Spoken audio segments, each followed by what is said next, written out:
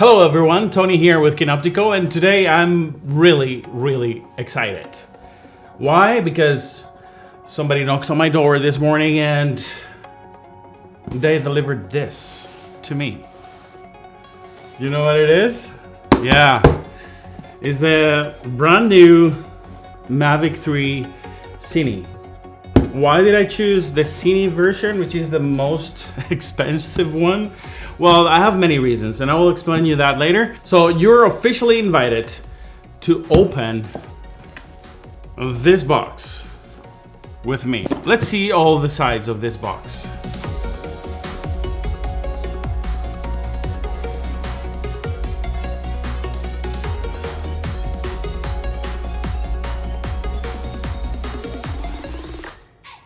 All right, so let's do this right away.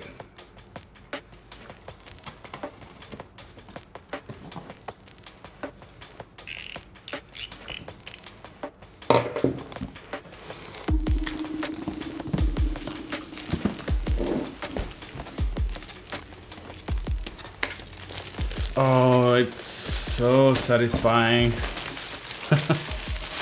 All right, there you go. Well, there's a little thing here. I hope there's no problems inside. It seems like it has been mishandled a little bit. I'm not too worried because I think it's very well protected inside. So open it like this. All right. Oh, it's heavy. It's kind of heavy. Silica. Okay, there's nothing else inside of this box, so we're gonna put it aside.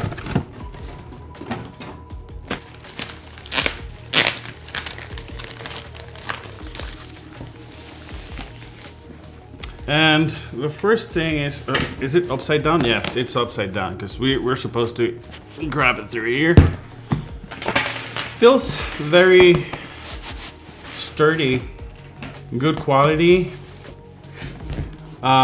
In the back here, we have this zipper, which could be a pocket.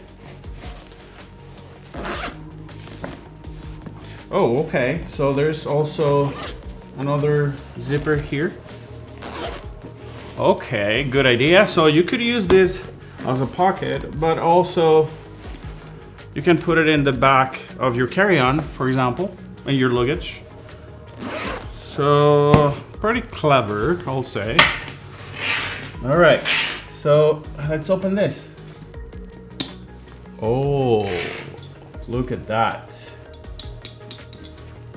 I like that. I like the sound of that. It's not plastic anymore. It's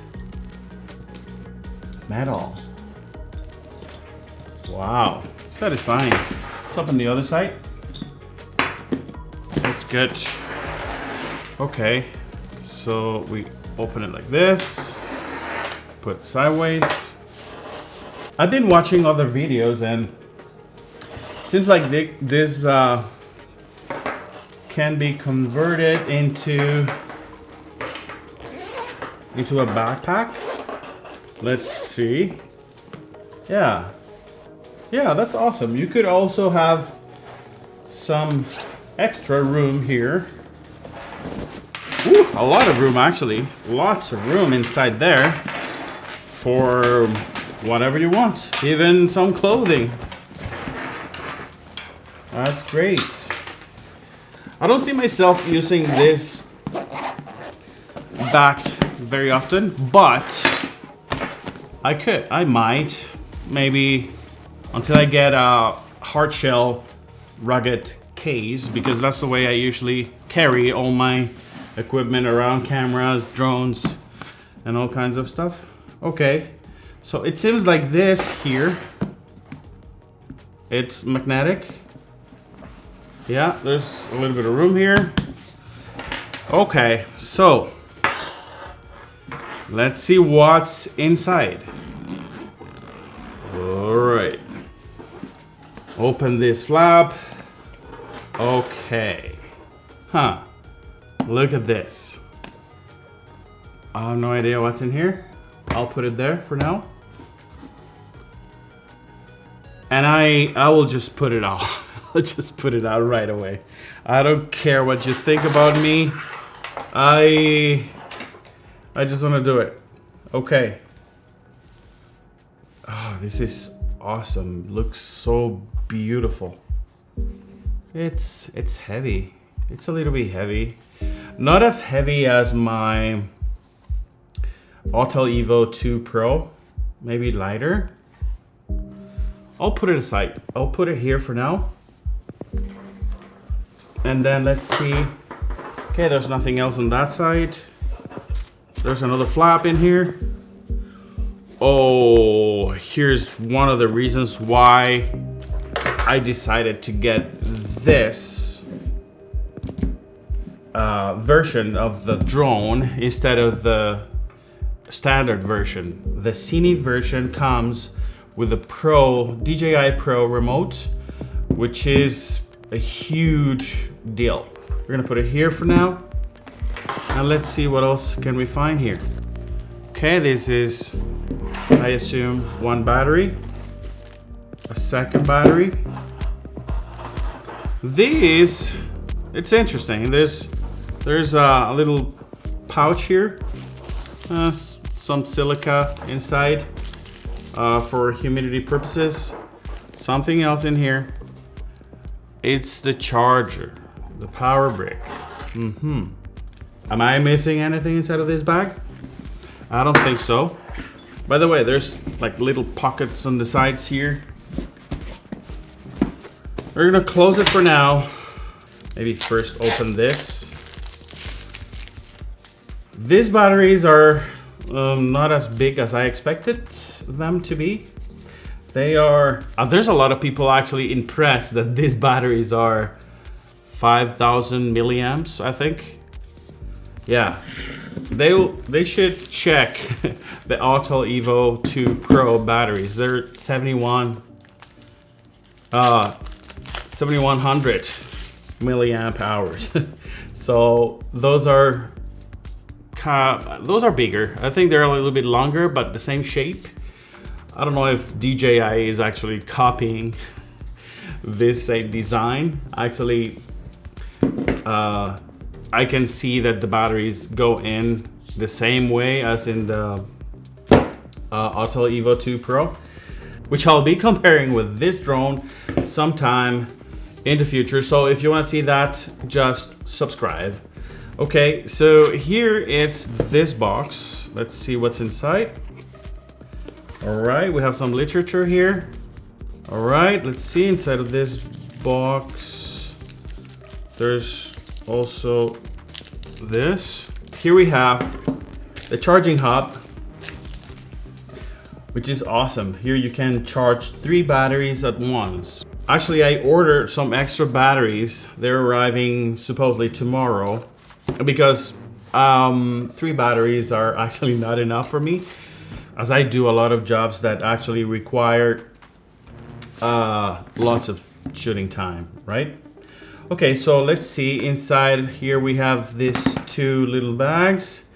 I assume these are the ND filters. Okay, here we have one, another one. Oh, they look so slick and beautiful. Yeah.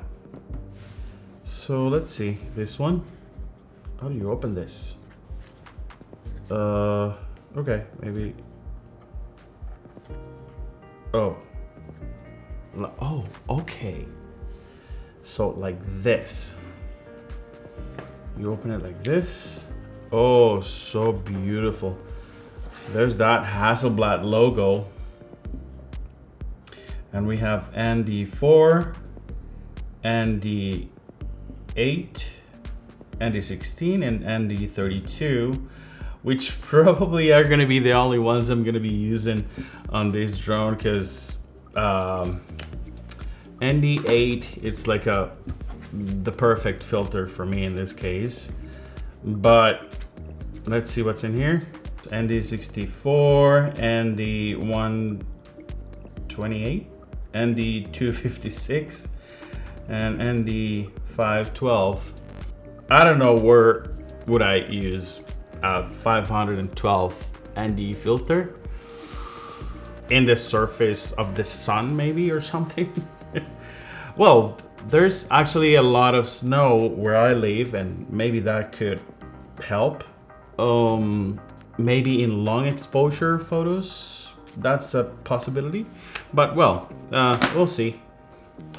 So here's a very famous cable that everyone's talking about. It's basically just to transfer the files from the drone to your computer in this case. I can tell it's a pretty, it feels good quality, right? Here it's another USB cable to transfer data, I guess. It's from USB-C to USB-A. The drone comes with props already installed, but they provide you with 2 full sets of props as well. So this is magnetic here. Oh, feels good. And then, okay. All right, you can just remove this. Okay, I think I'm gonna like this gimbal holder because one of my hassles with my other drones that you can see back there are that you're always fighting with a gimbal, you know, to put it in place in order to place the gimbal holder the way it goes, right? So this is one of the features that I like about this drone. The gimbal self-locks supposedly in place. I don't see it locked right now, but supposedly it locks in place so that you can use the gimbal holder without having to be fighting with the gimbal itself. Let's unfold this drone. Okay, all right, like this, then like that. Okay, usually open this every time in pre-flight. I'm used to this, to doing this. So it looks nice. It actually looks like matte, right? Looks really nice. The face of this drone makes me think about a Ford Mustang or something. So if we turn it around, here we have the battery. Okay, I like the way it goes in. That click, it's satisfying. Feels safe, right? In the Mavic 2 Pro, it was different. It was on top, and those batteries, I never felt safe with those batteries on top. In the back here we have, oh, what is this? I'm really confused right now. I'm gonna have to research maybe a little bit more. But here's the USB-C port where you can transfer the files from the internal SSD to your computer. But these card slot right here is very confusing for me because I thought I was only able to use the internal SSD. Is that right? Or can I just record H.264 and H.265 in a regular micro SD card? If that's the case, I love it even more because that gives me all the choices for recording with this drone. I'll have to find out. I don't know if I'm confused or something. Maybe there's something I didn't know about this drone, but I was just expecting the internal 1 terabyte SSD. Something that I really love about this drone is the 360 obstacle avoidance system. You can see here the 2 sensors pointing at the top of the bird, and then you have the 2 eyes at the back, 2 cameras here, but they're in the corners now. And the same happens at the front, where you can see that there's 2 cameras in the corners, and there's at the bottom 2 cameras as well, together with these LED lights that are very, very helpful during the night, when you're flying during the night. I guess these are the altimeters. There's a gimbal protector here. I'm not sure if I'm gonna be using that. A new feature in this drone is these propellers. It seems like the edges of the propellers are made out of rubber or something like that. They feel very soft to the touch. This is probably one of the reasons why this drone is quieter than the previous versions of the Mavic. All right, let's now see the Pro version of the DJI remote. Okay, let's see. Okay, there's a slit here that we can just pull off. Okay, perfect. I can tell you that this feels really good already in my hands. All right, we pull these ones from the back here, install them in the remote itself. The antennas, okay, they go sideways. You can actually have them in specific positions and they will stay there. Okay, that's good. This feels so satisfying. It seems like this remote is really sensitive to the touch. We'll be trying it out in flight, but as you can see here, well, I guess this is a button to go back from whatever you are in the menu. This is a home button. This is a on and off button. This is the pause button. And here is the sports, normal, and Cine modes. This drone is probably going to be used mostly in the Cine mode. And here there's a stick, I guess, to navigate through the menu inside of the drone. Here we have to take photos. Here we have to record video. This one here, I guess, is to zoom in and zoom out in the camera. And this one is to tilt up and down in the camera, which I'm already used to. Here we have in the back the C1 and C2. I'm not very sure, but I think the C1 and C2 are customizable buttons in the back. But I think they come from factory, programmed for the camera settings as well as some gimbal settings. But yeah, this feels really good. I think this is a speaker here, which is really nice too. It feels awesome in the hands. All right, so let's turn this on for the first time, and I'm assuming one touch, two touches. All right, so the batteries on the remote as well as the drone are completely depleted, which is kind of surprising for me. I was waiting some juice on them.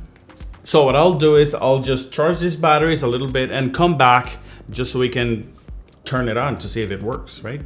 All right, so we're back, and we got to charge this battery a little bit, not a lot, which I don't like actually to do. I prefer to just charge the batteries fully before using it for the first time, but I just wanted to try this so we make sure in front of you that that it works. Okay, let's put the battery inside. Not that way. Don't do it that way. Do it the other way around. All right. So it's in now. And let's turn on the controller, which I also charged about 75%, the same as this one battery. Doesn't it look beautiful? I always turn on the remote first and then the drone itself, which is actually a good practice. That's what they recommend. All right, so let's hit next here. Software terms of use, agree. Okay. Let's say, well, I'm in Canada right now, but I'll say it's fine. Canada. Select Wi-Fi network. All right, so I have to select my Wi-Fi network here. I'm gonna put my password in. The remote needs to connect to the internet in order to check if there's any updates available for the drone and for the remote itself. All right, so it seems like we're connected now. Hit next.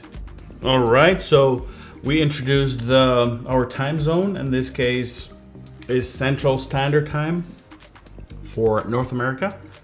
All right, so I logged into my DJI account, which I had from my previous DJI drones. Hit activate here. DJI Product Improvement Project. Join DJI Product Improvement Yeah, maybe not now. There's a guide here on basically how to use your drone and your remote in this case. And then go to DJI Go Fly. All right, so I'm in the app already. I'm gonna skip this. Okay, so here the app is prompting for a new version of the software available, and I'm gonna hit update. I forgot to turn on my drone, which is it's just not good. I just did that now because the remote is searching for the drone, I guess. It says locating. So I already introduced the care refresh code in the remote so that the drone is protected for the next 2 years. They provide me with 3 replacements in case anything happens. I hope not, but it's better to be safe than sorry. All right, so it seems like this drone is now ready to fly. I don't even want to turn it on here on this table. Should I? Yeah, let's see. Okay, it's running me through a checklist before I can start it. Check complete. All right, so let's see. So quiet.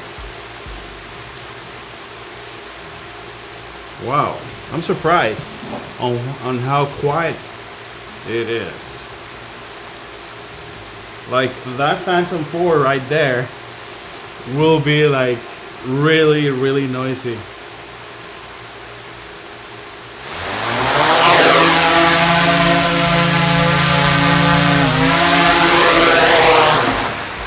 Oh my God, that was a terrible idea. Really bad idea. But I did it and it works.